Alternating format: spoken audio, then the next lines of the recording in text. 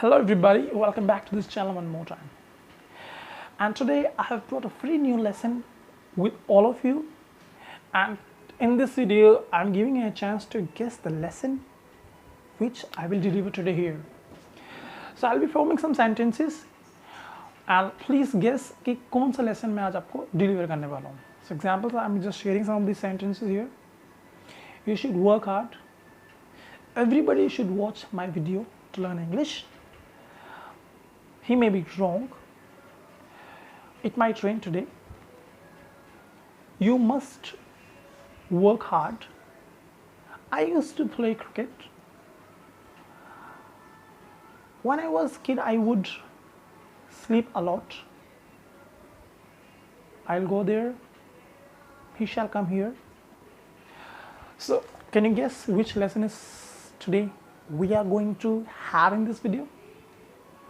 Yes, you have got it absolutely right. We are going to deal with today models. आज हम models के ऊपर बात करेंगे कि मॉडल्स का क्या डिस्कशन है, कैसे इसका यूज़ होगा और कैसे हम इसको डिलीवर कर पाएंगे. Before starting this video let me just make a request here, please watch this video till and, क्योंकि मैंने मॉडल्स आपको बहुत ही सिंपल वे में सिखाने के लिए अपना लेसन प्लान किया है और I hope you will understand that. बच्चों को बहुत प्रॉब्लम होती है मॉडल्स का इस्तेमाल करने में. द रीज़न इज़ क्योंकि एक मॉडल के 4-5 यूज़ होते हैं और 4-5 मॉडल का एक यूज़ होता है और बच्चे यही याद नहीं कर पाते कि हाँ भाई किस मॉडल का कहाँ पर इस्तेमाल करना है, इसलिए बच्चों की कन्फ्यूजन होती है. तो हमेशा बस ये ध्यान रखना कि एक मॉडल के एक से ज़्यादा यूज़ हो सकते हैं और एक से ज़्यादा मॉडल्स के एक यूज़ हो सकता है. ये जो मैंने अभी लाइन बोली है, मैं आपको आने वाले वीडियो में या फिर इस वीडियो में जब कोई ऐसा सेंटेंस आएगा तो उस सेंटेंस के साथ मैं आपको समझाऊंगा कि हाँ भाई कैसे एक मॉडल के 3-4 यूज़ हैं और 4-5 मॉडल के एक ही यूज़ है. सो let's understand. First of all, before starting this video let me explain what a model is.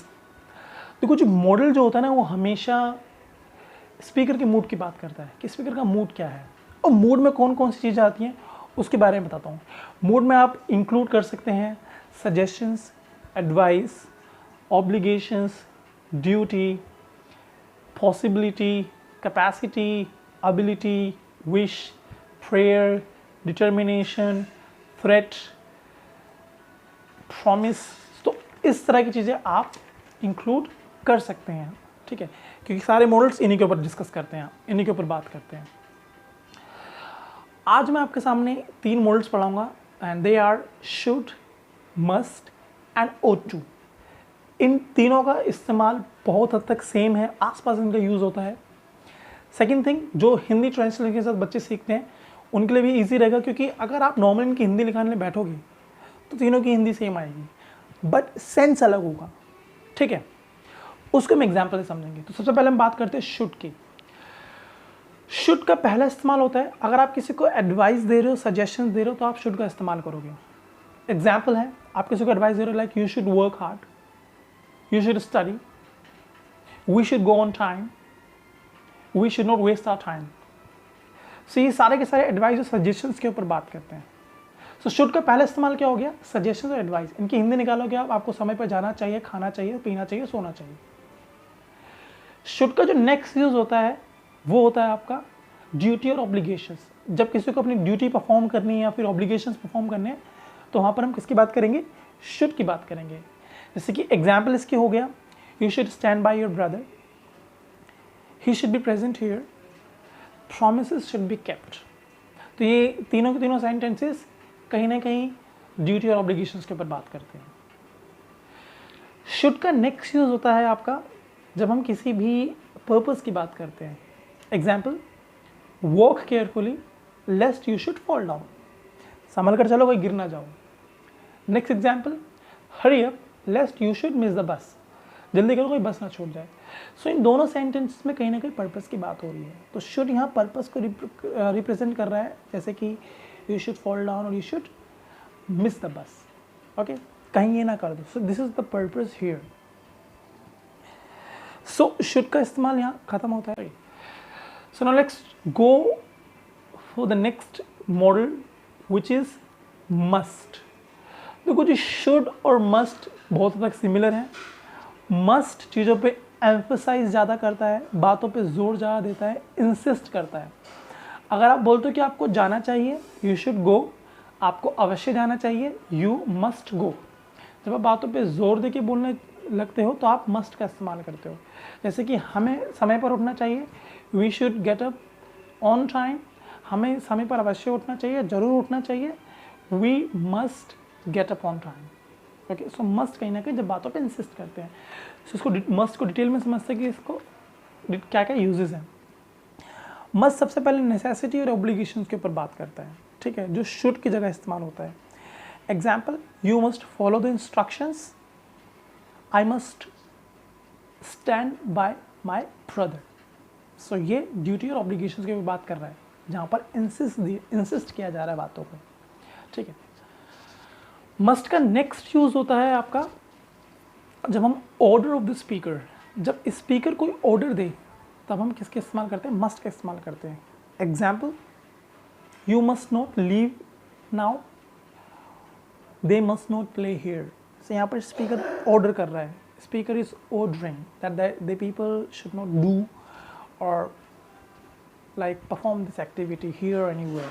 Okay, must जो है वो डिटर्मिनेशन की बात करता है, जैसे कि आई मस्ट हेल्प हिम, ये मेरी डिटर्मिनेशन है, ठीक है ना।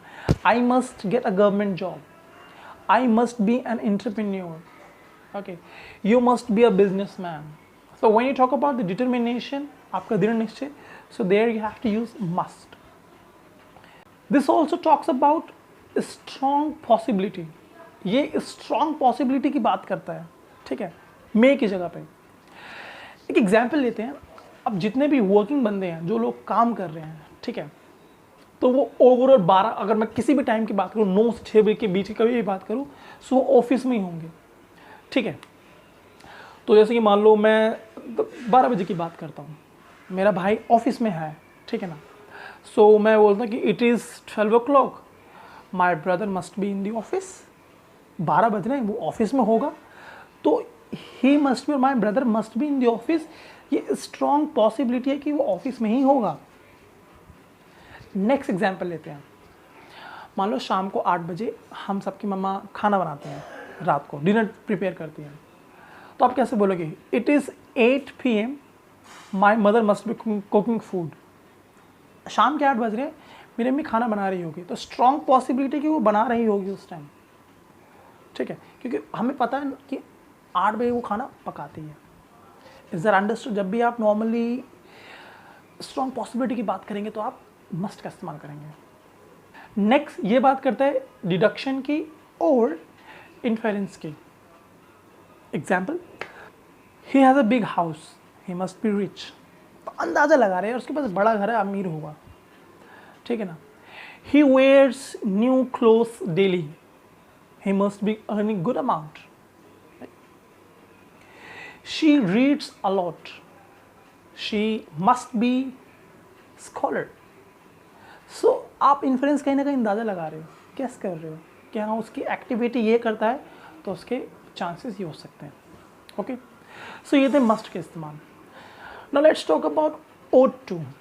ought to की बात करते हैं। ought to की हिंदी भी बहुत हद तक सेम है, बट ought to आपका ड्यूटी और मोरल ऑब्लिगेशंस के ऊपर बात करता है, जहाँ भी नैतिक कर्तव्य की बात होगी, जैसे किसी की हेल्प करना, देश की सेवा करना, ठीक है ना, किसी को गाली नहीं देना, किसी को मारना नहीं। सो यहाँ पर ought to का इस्तेमाल होगा। So let's understand ought to का इस्तेमाल समझते हैं।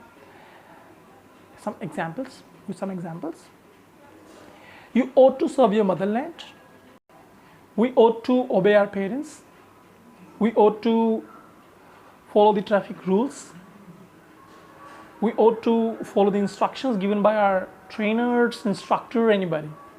So ought to talks about the moral obligations and duty. So ये हमारे कुछ ग्रुप थे जिसके ऊपर हमने आज बात करी, ठीक है। आई होप आपको समझ में आएगी video. Thank you very much for watching this video. Bye bye, take care and wait for my next video. Okay, अगर आपने चैनल सब्सक्राइब नहीं करा, subscribe the channel buddy, press the bell icon and spread this video. Share this with your friends, family members who are willing to learn.